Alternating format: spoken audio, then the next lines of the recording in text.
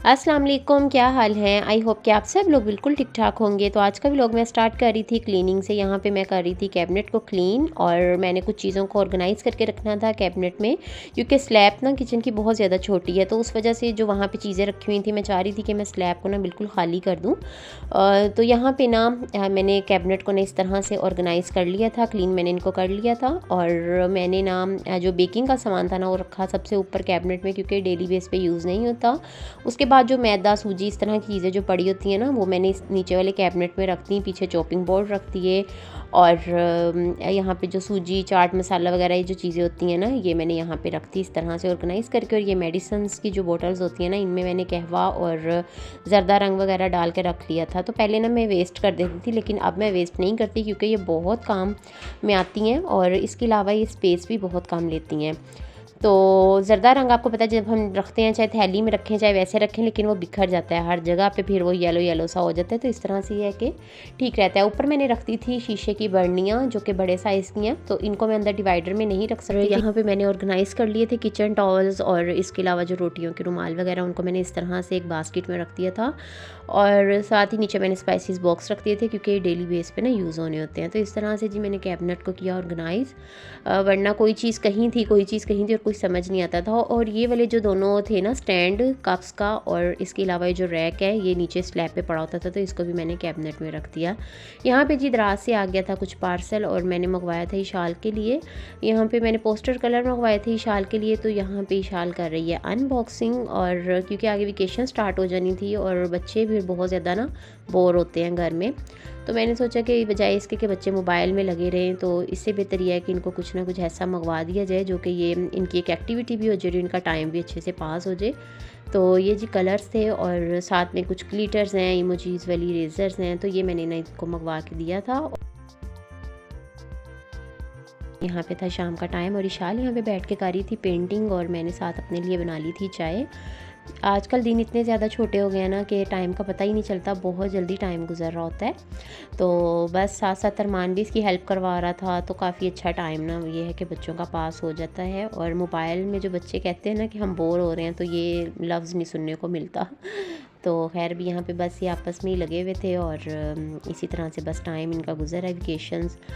तो जी इसके बाद जी मुझे जाना है अभी किचन में खाना रेडी करने के लिए और मैं यहाँ पे साथ साथ पी रही थी चाय। और आज मुझे बनाना है मगज़, तो मैंने सोचा कि वो उसी टाइम पे बनाऊँ जब खाने का टाइम हो जाएगा, क्योंकि इस तरह की चीज़ें ना तभी अच्छी लगती हैं जब फ्रेश बनाएं।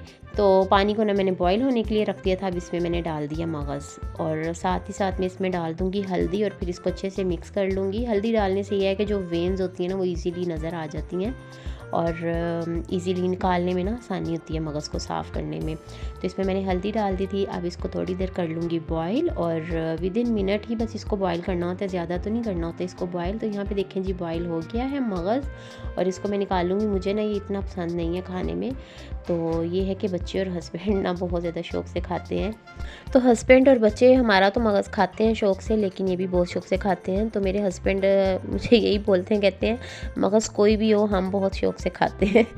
तो एनीवे जी जस्ट किडिंग। और अभी मैं मसाला रेडी कर लूँगी जल्दी से। यहाँ पे मैंने ले लिया था एक मीडियम साइज़ का प्याज और उसको मैंने ना चॉप कर लिया था। अब मैं इसको कर लूँगी फ्राई। मुझे ना अपना कुकवेयर भी न्यू बाय करना है, लेकिन अभी इतना ज़्यादा एक्सपेंसिव है, बिल्कुल आउट ऑफ बजट हुआ पड़ा है। आपको पता है आजकल जो हालात हुए पड़े हैं ना, तो आप बिल्कुल किसी भी चीज़ पे अभी इन्वेस्ट नहीं कर पा रहे। तो मेरा भी कुछ यही हाल हुआ पड़ा है कि मैं ना अभी बिल्कुल डर रही हूँ। तो मैं गुजारा कर रही हूँ कि चलें गुजारा तो हो रहा है तो अभी इन्हीं में ही खाना बनाते हैं, जब तक ये बन सकता है। जब बिल्कुल ये जवाब दे देंगे ना फिर तो मजबूरी होगी लेके आना, फिर ले आऊँगी। क्योंकि ये चीज़ें ना बार बार तो नहीं लेने की होती हैं, एक ही दफ़ा लेनी होती हैं और मैं चाह रही हूँ कि मैं अच्छा ही लूँ जो कि फिर लॉन्ग टर्म चले। और ब्लेंडर भी मेरा ख़राब हो गया हुआ है और ब्लेंडर को भी मैंने इतनी दफ़ा सही करवाया ना, लेकिन फिर वही 1 महीना 1.5 महीना से ही चलता है, फिर उसकी रबड़ घिस जाती है और फिर बस वही पहले वाला ही उसका हाल हो जाता है। तो अब मैंने ना इसमें डाल दिया था लहसुन अदरक और उसको फ्राई कर लूँगी। साथ ही साथ मैंने टमाटर डाल दिए थे और क्योंकि रिकॉर्डिंग बीच में मैंने स्टॉप कर दी थी, तो वो फिर रिकॉर्ड नहीं हो सका। अब मैं इसमें डाल रही हूँ स्पाइसेस, और स्पाइसेस में मैंने डाला है धनिया पाउडर, लाल मिर्च पाउडर, अजवाइन, हल्दी, ज़ीरा और नमक ना मैं लास्ट में डालूँगी, क्योंकि मेरे पास पिंक सॉल्ट काफ़ी ज़्यादा क्वांटिटी में पड़ा हुआ था, तो मैंने सोचा कि इसको भी ख़त्म किया जाए पिंक सॉल्ट को, तो वो फिर ना उसके यानी कि साबुत है वो ढेले से हैं उसके, तो उसको फिर पीस के ना वो मैं इसमें ऐड कर दूँगी। टाइम नहीं लग रहा उसको भी पीसने का ना। तो मसाला जब रेडी हो गया, अच्छे से भून लिया, अब मैंने इसमें डाल दिया मगज़, और मगज़ को ना मैंने साफ़ कर लिया था, इसकी जो वेन्स थी ना उनको मैंने सेपरेट कर लिया था। और बस इसको थोड़ी देर ऐसे फ्राई करूँगी इसमें, और दूसरी साइड पे मैं जल्दी से बना लूँगी रोटियाँ, और मगज़ भी हो जाएगा रेडी। और अपने लिए ना मैंने साइड पे चावल रखे हुए हैं, मैं बनाऊँगी चावल, और मैंने बनाए हैं आलू वाले चावल, क्योंकि मैं नहीं शौक से खाती मगज़। तो अब मैंने इसमें हरी मिर्चें डाल दी थी, एक ही हरी मिर्च ली थी, और वो मैंने ना बारीक काट के वो इसके अंदर डाल दी थी। और अब मैं इसमें डाल रही हूँ हरा धनिया। तो ये जी ज़बरदस्त सा जो मगज़ है वो हो जाएगा रेडी। और रात में ना अभी मुझे बनानी थी, बर्फ़ी भी बनानी थी, मैदे की बर्फ़ी, आप लोगों के साथ ना उसकी भी रेसिपी शेयर करूँगी। बहुत जल्दी बन जाती है क्योंकि बच्चे हैं ना, तो मैं सोचती हूँ कुछ ना कुछ न्यू बना लूँ। तो ये है जी मगज़ की फ़ाइनल लुक। आई होप आप लोगों को ये रेसिपी अच्छी लगी होगी। और यहाँ पे भी मैंने बेच दिया था हस्बैंड को खाना, और अभी यहाँ पे मैं खाने लगी थी। मैंने अपने लिए बनाए थे आलू वाले चावल। चलें जी अब चलते हैं और बर्फ़ी बनाते हैं। तो बर्फ़ी बनाने के लिए ना मैंने यहाँ पर लिए हैं 5 से 6 चम्मच देसी घी के, और इसको भी मैं मेल्ट होने के लिए रख रही हूँ। बाहर ही वैसे रखा होता है देसी घी, लेकिन फिर भी इतना बिल्कुल जम जाता है घी ना। तो अब मैं इसमें डाल रही हूँ 1 कप के बराबर ना मैदा। अब इसको ना अच्छे से फ्राई कर लेंगे, गोल्डन होने तक ना फ्राई कर लेंगे। तो एक साइड पे ना मैंने चावल रखे हुए थे, पहले इसको मैंने भून लिया था, लेकिन फिर मैंने इसको उतार दिया कि चलो खाना वगैरह खा के ना फिर तसल्ली से बनाएंगे। तो यहाँ पे अब खाना वगैरह खा के हम फ्री हो चुके हैं, और मैं आ गई थी किचन में दोबारा से इसकी बुनाई करने के लिए। और मैंने ना 1 कप चीनी ली थी, उसमें 1 ही कप मैंने पानी का डाल दिया था, और वो मैंने शीरा बना लिया था, वो मैंने इसके अंदर डाल दिया। अच्छा, अब शीरा डालने के बाद ना इसकी अच्छे से बुनाई करनी है, तब तक बुनाई करनी है जैसे कि ये अपनी जो जगह है ना वो छोड़ने नहीं लग जाए ना, तब तक इसकी बुनाई करेंगे। और अब मैं इसमें डाल दूँगी दूध, जिससे कि ये फ़ील नहीं होगा कि मैदे की बर्फ़ी। अगर आप ये नहीं डालना चाहते तो आप खुश्क दूध डाल लें, या फिर आप एवरीडे जो होता है ना, जो चाय वाला दूध चाय में जो डलता है जिससे चाय बनती है, वो भी आप डाल सकते हैं इसमें, एवरीडे पाउडर फॉर्म में जो होता है वो। तो इसको अच्छे से अब भूनेंगे, तब तक भूनेंगे जब तक कि ये जगह ना अपनी छोड़ने लग जाए और ठीक सी ना हो जाए। तो ये देखें कितनी स्मूथ सी हो गई है।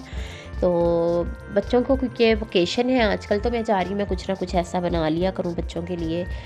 बच्चों को भी खुशी होती है कि नहीं हमारे लिए वही बन रहा है कुछ ना कुछ मामा बना लेती हैं डेली बेस पे। तो 2 दफ़ा मैंने केक बना के दे दिया, आज 3rd डे है, आज मैं इनको बर्फ़ी बना के दे रही हूँ। तो इस तरह से ना डेली बेस पे मैं कुछ ना इनको बना के दे देती हूँ। अब इसमें मैंने ना डाल दिया था वनीला एसेंस, ये मेरी अपनी चॉइस है, अगर आप डालना चाहें आप डाल लें, नहीं तो इसमें कुल्फ़ा फ्लेवर भी डलता है, कुल्फ़ा या फ़लूदा फ्लेवर ना डलता है। तो ये देखें चिपकने लग गया था नीचे, तो मैंने इसमें थोड़ा सा घी और डाल दिया, और अब इसको ना और मैं भून लूँगी अच्छे से। गैस भी हमारी ना बहुत ज़्यादा इस तरह की आ रही है जिससे ना बर्तन बहुत ज़्यादा ब्लैक हो जाते हैं, और इनको बर्तनों को धोते धोते ना मेरे अपने हाथों का हाल नहीं रहा। इतने वो ऊपर सारी जो कालक होती है ना ब्लैक वो सारी हाथों पे चिपक जाती है। तो यहाँ पे देखिए जी बर्फ़ी को मैंने अच्छे से भून लिया था, और अब इसको ना मैं इस तरह से ट्रे पे सेट कर रही हूँ। अच्छा, बटर पेपर ना बहुत ईजी है घर में बनाना, अगर आपके पास ना हो तो आप कोई भी बच्चों की कॉपी ले लें और उस पर घी लगा लें, बाद में उसको आप किसी भी साफ़ कपड़े से रुमाल से साफ़ कर लें, तो बटर पेपर रेडी हो जाएगा। मैंने ना ट्रे में बादाम डाल दिए थे, ऊपर मैंने इस तरह से सेट कर दिया बर्फ़ी का जो मिक्सचर था उसको। तो कुछ देर के बाद जी बर्फ़ी हो गई थी सेट, तकरीबन घंटे के बाद हो गई होगी, क्योंकि मौसम भी ठंडा है।